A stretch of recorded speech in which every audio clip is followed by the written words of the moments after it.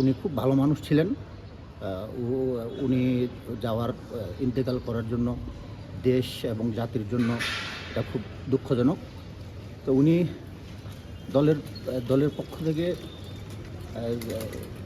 আমরা যেভাবে ওনার সহযোগিতা পেয়েছিলাম, উনি থাকলে হয়তো সামনে নির্বাচনে আরও সুন্দরভাবে পরিচালনা করতে পারত।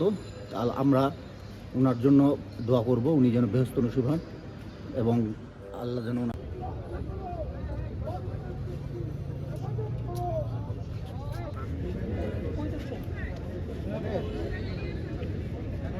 তার জন্য রাজপথে লড়ছি।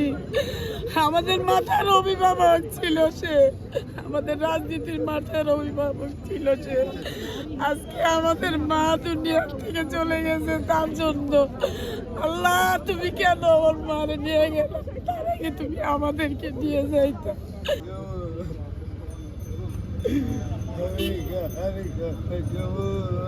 উনি সুস্থতার জন্য এসেছেন। বাংলাদেশের হাজারো মানুষ তার জন্য দোয়া করেছেন। আমরা গত 2 মাস ধরে ওনার জন্য সব সময় দোয়া করছি।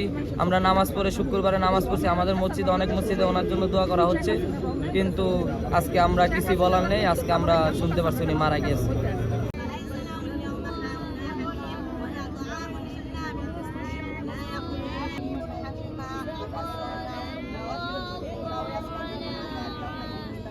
আমরা দেখেছি বারংবার এই দেশের জন্য উনি কোনো বহির্বিশ্বের সাথে কোনো আপোষ করেনি, কিংবা এই দেশের অন্যায় বা অবিচার হবে বা দেশের মানুষের বিপক্ষে কোনো কাজ হবে এমন কোনো কাজ তিনি করে যাননি।